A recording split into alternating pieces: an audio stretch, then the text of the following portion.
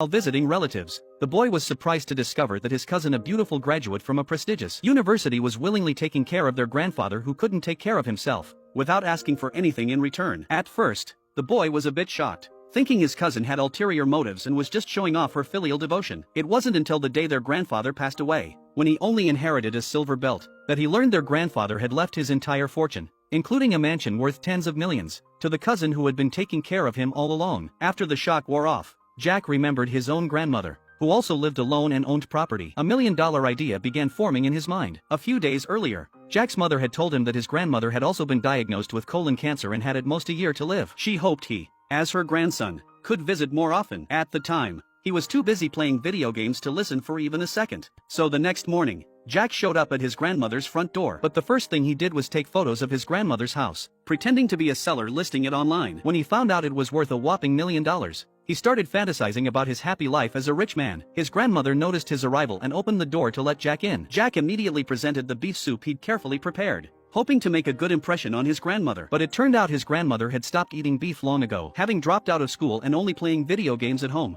He had no idea how to please his elders. His grandmother immediately saw through his sneaky behavior. Just like that, Jack hadn't even been there for half an hour before his grandmother kicked him out. But for the sake of his get-rich-quick dream, Jack could only take gifts to his cousin and ask for advice. He was curious about how she, as a granddaughter, had managed to become the primary heir, bypassing their grandfather's own children. His cousin told him it was all about time, finally getting the winning secret. Jack decided that this time he would definitely stay at his grandmother's house for good. He sold his only valuable possession, his computer, bought some things his grandmother could use, and came to his grandmother's house again with a red envelope. But for his grandmother, the sudden concern from her family made her even more uncomfortable. Having no choice, Jack had to reveal that his grandmother had been diagnosed with cancer. His grandmother was moved by this display of filial piety and suddenly agreed to let him stay. Jack was so happy he literally jumped up. He offered to help his grandmother sell porridge at her stall starting at 5 a.m. the next morning. But when he woke up, the sun was already blazing overhead. Fortunately, he still managed to catch the tail end of the porridge selling time. On the way home, his grandmother passed by a friend's house and noticed the friend was wearing a hat. When she asked, she learned the friend also had cancer. But unlike his grandmother, she hadn't seen a trace of any relatives. The envy in her eyes when she looked at his grandmother made Jack very happy. He thought he'd gained some standing in his grandmother's heart. But the next day when they went to the bank to deposit money, Jack was still kept outside like a thief, which really bummed him out. What bummed him out even more was discovering the next day that his grandmother had dressed up especially nicely. After some questioning, he learned that today was the day of a family gathering. It's just that Jack hadn't been in much contact with his grandmother before, so he didn't know about it. Perhaps because everyone knew his grandmother didn't have much time left,